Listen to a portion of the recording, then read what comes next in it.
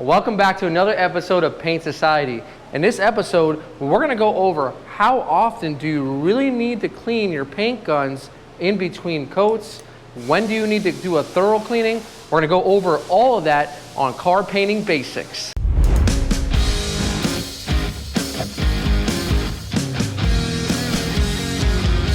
Don't overthink it, it's just paint. And thanks once again for joining me on this episode. We get a lot of questions on Paint Society about how often do I actually need to clean out my paint gun? Do I do it in between coats? Do I do it at the end? How much of an extensive cleaning do I need to do? Well, in this short little video, we're going to show you and answer all the questions you have about gun cleaning. In today's video, we're going to be shooting multiple parts. We'll be using multiple substrates, sealer, base coat, and clear coat. Will be moving through our paint guns. And any painter will tell you they do not enjoy cleaning out their paint gun, but it is truly the only connection from your hand to the panel. So why not clean it? Our first coat is going to be our sealer coat. Now usually it's just one coat. However, if you need to do two coats, it's still okay. You do not need to clean out your paint gun just as long as there's about 15 minutes in between coats. You shouldn't be sealing any longer than 15 minutes in between coats anyways.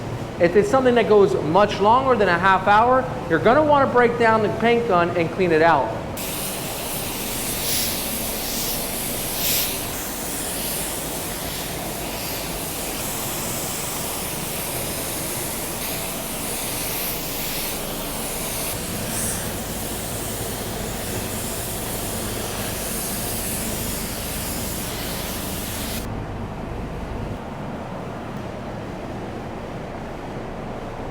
Just finished spraying our sealer. Now we're going to clean our gun out for good.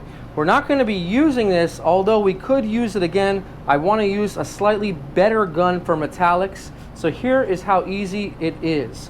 We have our fluid tip here, and what I like to do first is I like to wipe all the excess out, so I'm not really draining that too much and wasting lacquer thinner. It's easier to wipe it than it is to actually put thinner through. At this point, we can disconnect our fluid tip easily.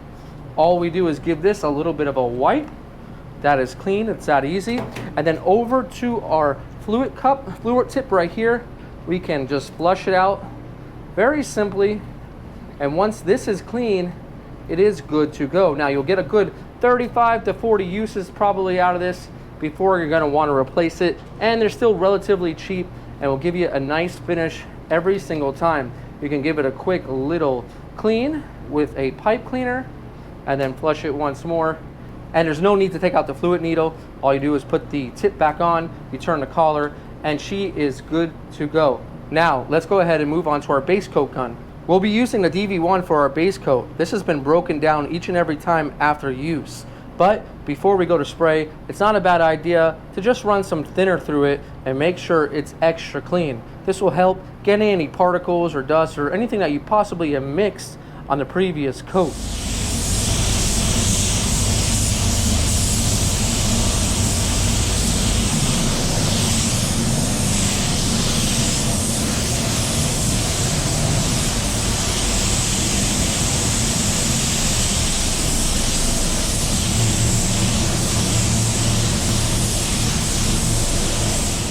So we just laid down our first coat.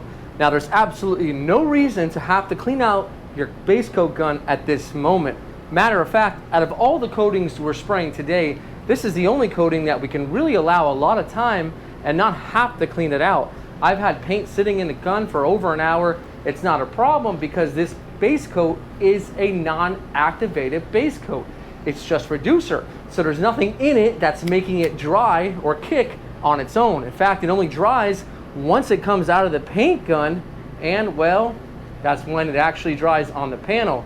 I mean, just keep in mind that we have older paints here that we reuse for jobs that have been sitting on a shelf for good weeks now. We give them a mix every now and then, but they're usually really good to go and spray down on the panel with no problems. Now, if you do have an activated base coat, well, that's something else because that's gonna kick, well, no longer than those sealers or those clear coats. So keep that in mind if you have an activated base. well, try not to go that hour long and kind of give it a little shake to keep things moving if you need a little bit more time.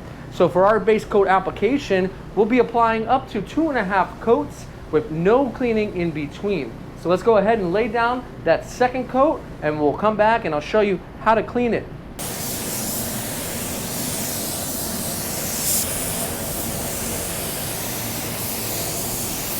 We just finished spraying our 2.5 coats. We're ready to clean our paint gun for the next use. Now, let's say we were using the same paint gun for a clear coat. We would still need to do these 100% steps that I'm about to show you. Completely tear down your spray gun. Do not just run thinner through it. That is not the proper way. You will get contamination and you will not get a paint gun that sprays properly. Build up in all the areas such as the air cap or within the fluid needle can cause issues when it comes to spraying. So you want to make sure you have a nice open passage for our paint to flow through, and we want to make sure that all those little holes are always clear. So I always like to completely break down my gun in between uses and make sure it's totally clean. We don't ever want to tighten up the fluid tip on the fluid needle because that can cause damage to the tip of it. So what we're going to do is simply take this out. We'll give it a little bit of a wipe. We can also give it a little bit of a lacquer thinner bath.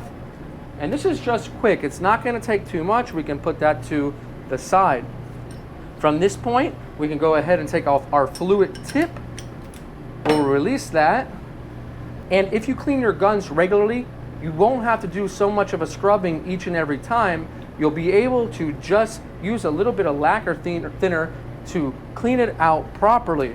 It always helps as well to have a brush on hand so you can give it a little bit of a scrub on the air cap because the holes here are so little. You want to make sure that paint does not dry up in the middle of those, especially when it comes to clear coating as well. From this point, we can run our lacquer thinner through the paint body, even through the back, but we never want to put any lacquer thinner through the air. The air valve can be damaged if lacquer thinner gets to it, so I recommend just doing a quick little spritz of some lacquer thinner and clean it out pretty good.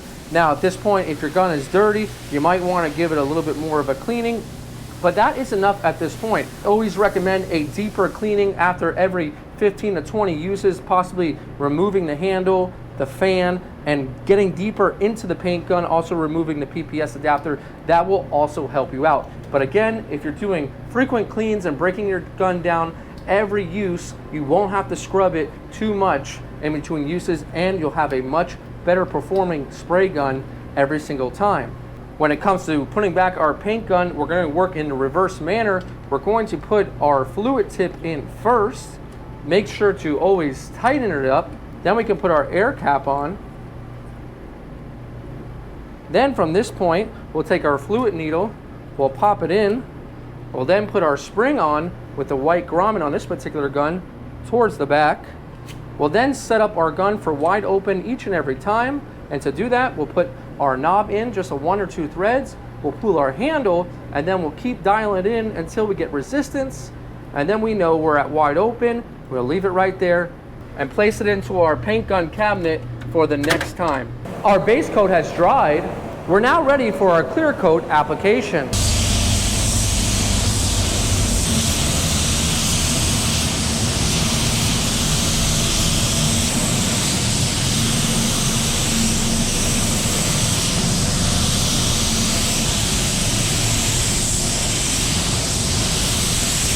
After laying down that first coat of clear coat, a lot of you are gonna wonder, do I need to clean the gun out? Well, it's just like our sealer coat. Remember that 2K additive that goes into it, that hardener? Well, you want to apply your next coating within 10 to 15 minutes. Granted, if it's going to be a little bit longer, fine. But always make sure you do a check. Spray this on something else. Make sure the paint is still flowing. Do a test panel. If you're waiting more than 30 minutes and you're using a faster clear, well, that can be a situation where it could get a little bit tricky. So you always want to test your pattern first. Make sure it's spraying. Don't test your pattern on the car.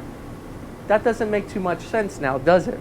So 10 to 15 minutes, you're not going to have any problems. Always make sure you give a little bit of shake. keep things moving in the spray gun, but you do not need to break this paint gun down for your second or your third coat.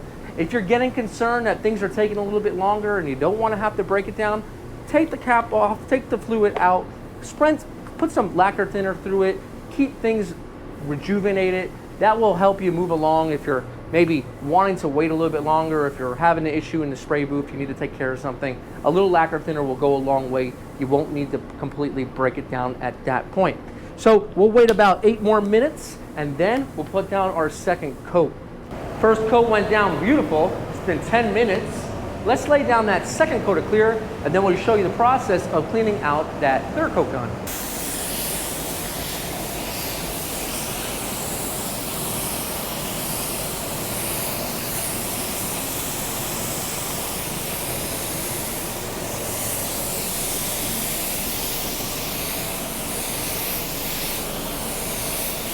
And at last, we're all ready to give a complete cleaning to our clear coat gun. Now, what we'll do is the same exact thing that we did before. Do you guys remember how we take it apart? What comes first? Think for a moment. All right, if you said the fluid needle, then you are correct. We take our fluid needle out, we back it out, then comes our fluid tip. We'll unscrew that. And we like to give our clear coat gun a little bit more of a breakdown than any other gun because that clear coat gun can really stick and it can create a lot of flakiness, and we don't want that. So we'll go ahead, remove the air cap shroud, and then we'll go ahead and take off that PPS adapter. At this point, we can give it a little bit more of a thorough cleaning by using our brush along the way on all of the parts. Sometimes what can happen is that clear coat can really dry up, and then when it comes to clearing, well, it will break off into your paint job and you'll get little specks. Something that you do not want to have when it comes to our clear coat. When it comes to our body of our paint gun, remember to keep the lacquer thinner away from the air valve. I really like this gun because the digital setting does not get affected by a little bit of lacquer thinner. It is really resilient and high quality. Make sure to go in through the gun body as well and also give it a little scrub. It's always handy to have a gun cleaning kit just like this, which we'll link in the description, as well as very good gloves that are not absorbent to lacquer thinner or hazardous materials. At this point, we're ready to reinstall everything on our clear coat gun and get it ready for our next use. Again, starting in the reverse fashion by putting on our fluid tip first, tightening it down hand tight, and then we'll make sure that our needle is nice and clean. We'll put it back into the gun body. Again, we'd like to set all of our guns at wide open. So we'll go ahead, we'll put our spring in first, then put our fluid knob back in, and again, setting it at a wide open by holding the handle, and right where it gets resistance is wide open. Pop in our air cap, which can be done at any time after putting in the fluid control tip. And then again, this is our specialty adapter for our PPS. This gun is completely clean and we know it will perform on the next time flawlessly. So if you want to get finishes just like you saw in this video, do yourself a favor, control the variables you can control. Flash times you can control. Cleaning your gun out you can control. You are only as good as your gun is clean. So take that extra time, whether it's a cheap or expensive gun, take care of your tools, take care of the products and the materials that will make you money and give you satisfaction on a customer's project or even your own. Guys, this is Brian from Paint Society reminding you, don't overthink it, it's just paint.